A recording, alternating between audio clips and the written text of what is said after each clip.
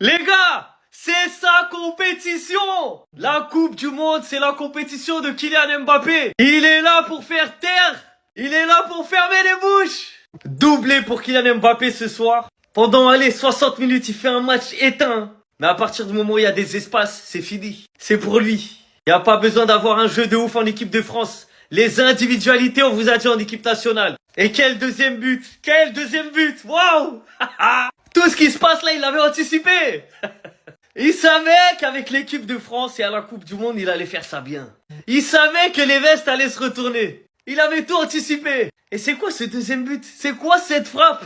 Ce soir, Kiki a fait la célébration qu'il a dit qu'il allait faire. Ce soir, Kiki passe meilleur buteur de l'équipe de France. Il est passé numéro 1 devant Olivier Giroud. Premier match à la Coupe du Monde, il montre. Et là,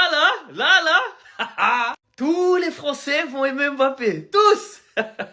Là, il annonce la couleur. À la fin de cette compétition, c'est lui le meilleur buteur de tous les temps, de l'histoire de la Coupe du Monde. Il est venu pour ça, il est en mission. Tout ce qui s'est passé avec le Real, on l'efface. La plus grande compétition du monde du football, c'est la Coupe du Monde. Et la Coupe du Monde, c'est sa compétition. Voilà. Kiki, chapeau, y a rien à dire. Même si t'étais pas bon pendant une grosse partie du match, ton travail, c'est de mettre des buts.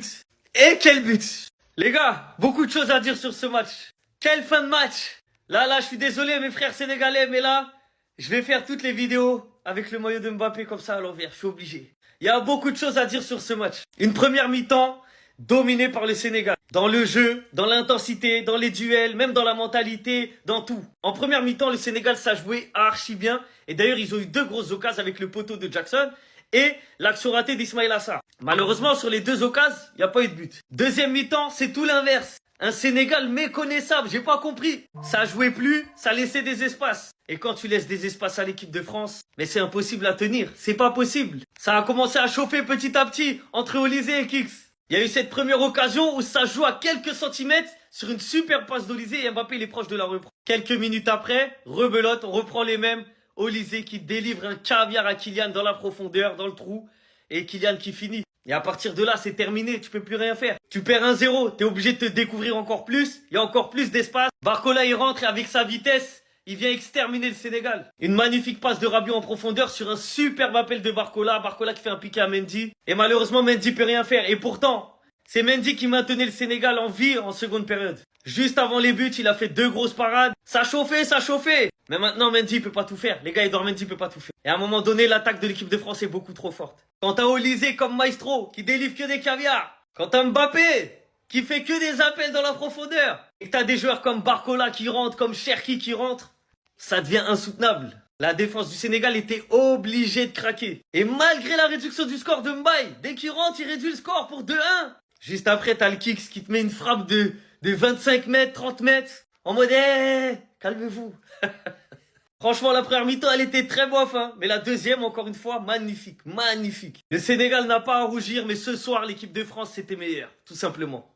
Là, les gars, il était là. T'es pas content de doubler aujourd'hui. Plus d'être meilleur buteur de l'histoire de l'équipe de France, il a réussi à dépasser Lionel Messi et Pelé en termes de buts en Coupe du Monde. C'est extraordinaire. Et au final, quand tu vois un Kylian Mbappé, plein de réussite en deuxième période, bah ça fait mouche. Finalement, 3-1, victoire face au Sénégal. Beaucoup vont le faire, mais moi je vais mettre en lumière les patrons de la défense, Saliba ou Upamecano, officiellement titulaire pour moi. Mais je vais mettre encore plus en lumière Monsieur Dayot Upamecano. On a le meilleur défenseur au monde actuellement. Dans les duels, mais que c'était incroyable. Mais en plus d'être bon dans les duels, il était tellement propre dans la relance. Et c'est rare d'avoir un combiné des deux pour un défenseur central. On se rend pas compte de la chance qu'on a d'avoir un défenseur de ce niveau-là. Tout qu'aujourd'hui, il a travaillé sur un facteur où, ouais, j'ai douté de lui, c'est sur de la concentration. Mesdames et messieurs, il faut parler aussi du match de Olysée. Incroyable. Olysée, c'est le maestro de l'équipe de France. Et d'ailleurs, Didier Deschamps l'a compris en deuxième période. Il a relaxé. Résultat, c'est lui qui délivre la passe décisive à Kylian Mbappé. Il casse une ligne, une deuxième ligne. Il arrive à recevoir Kylian Mbappé. Et Kylian Mbappé qui termine de manière mais admirable. L'entrée de Barcola, tout simplement, excellent. Il a su jouer de la profondeur. Et il a su terminer de manière admirable. Et que ça fait plaisir de voir un Barcola bien terminé. Parce qu'on connaît son potentiel. Mais sinon, en vrai, c'est à toi. Moi, en tout cas, on dit alhamdoulilah.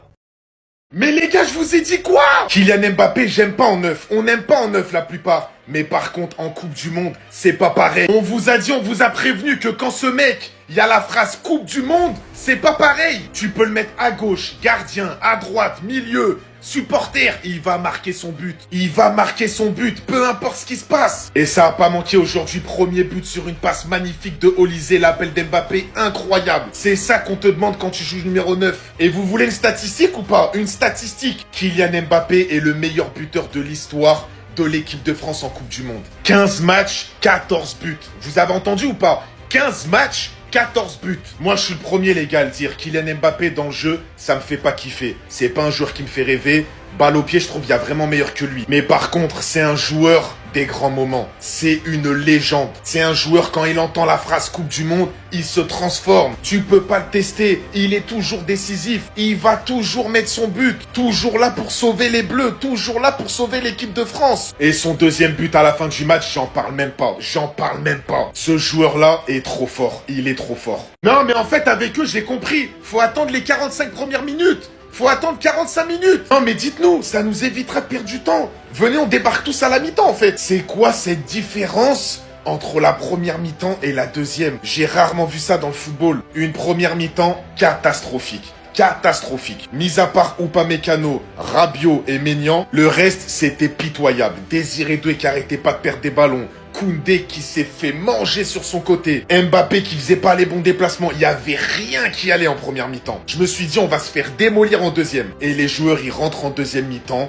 Les gars, j'ai rien compris. Olysée qui déjà en première mi-temps, il avait fait quand même pas mal de choses. Mais là, en deuxième mi-temps, c'était trop. Le duo Olysée-Mbappé, les gars, attention. Upamecano qui fait une première mi-temps, les gars, mais c'est grave. Aucun joueur sénégalais qui est passé. Un mur, un mur. Bon, même si je vous mens pas, je suis pas fan de la compo. Hein. Mbappé en 9, Dembélé en 10, c'est n'importe quoi. Deschamps, je sais pas ce que tu fais. T'as de la chance qu'en deuxième mi-temps, les joueurs ils se sont un peu réveillés. Il a quand même eu un coaching très intelligent en faisant rentrer Barcola qui marque juste derrière. Mais les gars, c'est loin d'être fini. C'est loin d'être fini. Faut vraiment se méfier. MDR.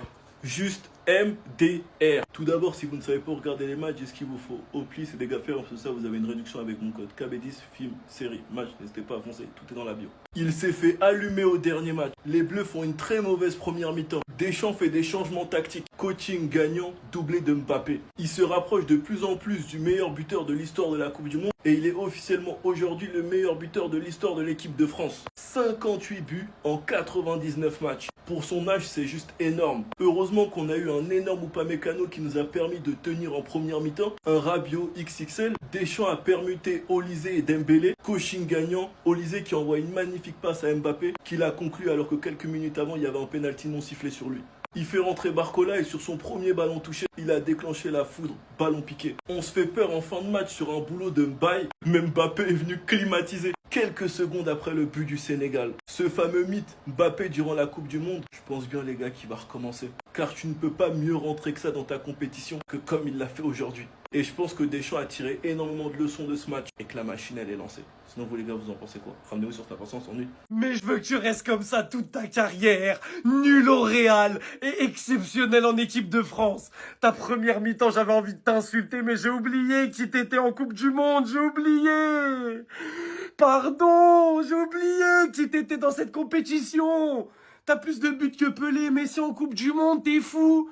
T'es complètement fou. Après Messi joue cette nuit, hein, on se calme. La première mi-temps était horrible de la part de toute l'équipe et je pensais qu'on allait se faire fouetter en deuxième. Mais la deuxième, on a remis le pied sur le ballon et on a tous été monstrueux. Sauf un, de qui je vais m'occuper dans une autre vidéo. Ah pardon, il y a lui aussi, qui est complètement fautif sur le but et qui doit jamais prendre ce but, même si heureusement aujourd'hui, ça nous a pas coûté cher. Je peux pas continuer ce débrief sans parler de ce fou furieux. Parce que ce mec-là, si Mbappé met pas son deuxième but de fou, c'est l'homme du match. Parce que dès qu'il y avait quelque chose de dangereux qui arrivait de la part de l'équipe de France, c'était Olysée. Et le premier but d'Mbappé, tout est dans la passe d'Olysée, même si la finition elle est exceptionnelle. Il jouait sur l'aile, on était nul en 10, ça venait du côté droit. Il échangeait avec Dembélé, et bah ça venait du centre parce que Dembélé était au centre. Il rééchangeait, ça revenait de lui. Le problème c'était pas les postes, c'était juste les joueurs. Olysée met une claque à Dembélé dans ce début de Coupe du Monde. Bref, encore une fois, merci le football. La première mi-temps, elle était terrible à voir, rien à se mettre sous la dent. Les Sénégalais qui nous graillent.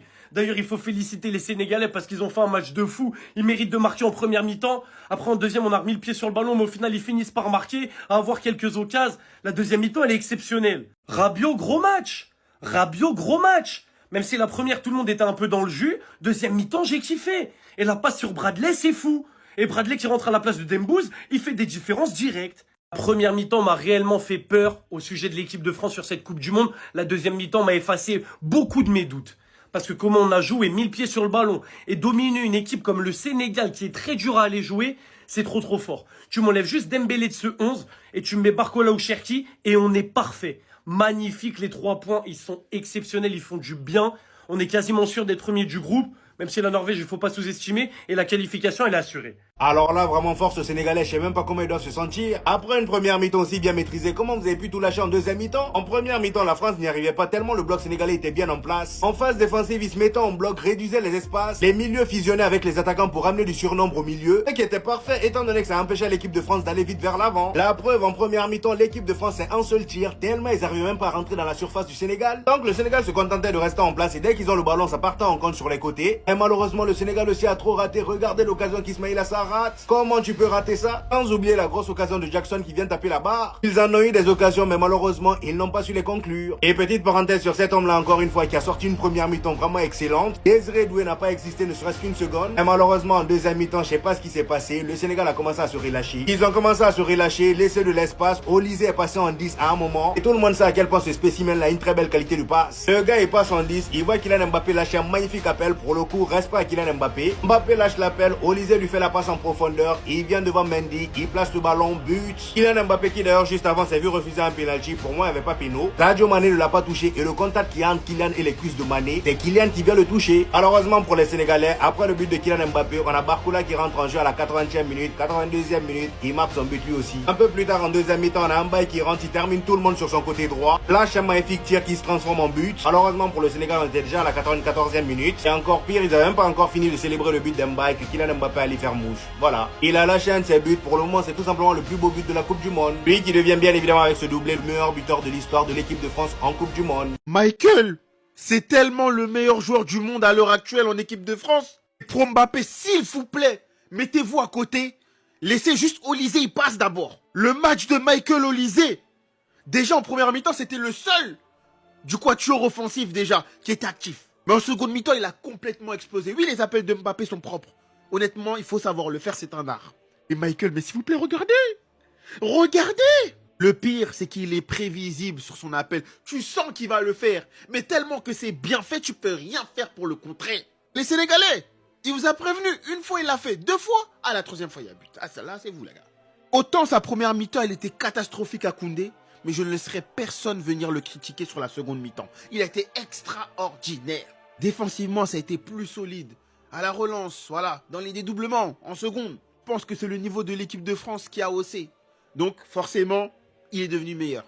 Kylian, hein, oh, ça a été dur aujourd'hui. Ça a été dur, mais comme je l'ai dit, en équipe de France, c'est dans les meilleures conditions possibles. Un Michael Olysée qui a augmenté son niveau de jeu, Koundé, tout le monde s'est mis au niveau pour te mettre dans les meilleures conditions. Et ça finit par un but, et heureusement, j'ai envie de dire. Hein, parce qu'avec le nombre de situations, hein, le nombre de ballons touchés, tu te devais de faire quelque chose aujourd'hui. En fait, l'équipe de France, c'est trop cheaté. C'est trop cheaté, on joue avec un avantage. T'es là, tu joues ton match, etc. À tout moment, tu dis, vas-y, sur le banc, Bradley, tu rentres. Vas-y, tu fais rentrer Bradley Barcola. Normal, tu fais rentrer Ryan Cherki. C'est quoi ça? Qui peut se permettre de faire ça? Je vous demande. Et en plus, Barcola, t'as vu l'entrée? Le gars, il rentre, finition, petit piqué, et à tout. Bradley, si tu joues à ce niveau, sur cette Coupe du Monde, mon gars, tu vas nous servir. Hein. Tu vas être utile. J'avais vu les vidéos à l'entraînement, tu ratais des actions et tout, but vide. J'ai dit, ça, tu gardes pour les entraînements. En match, une action, un but. Tu m'as montré.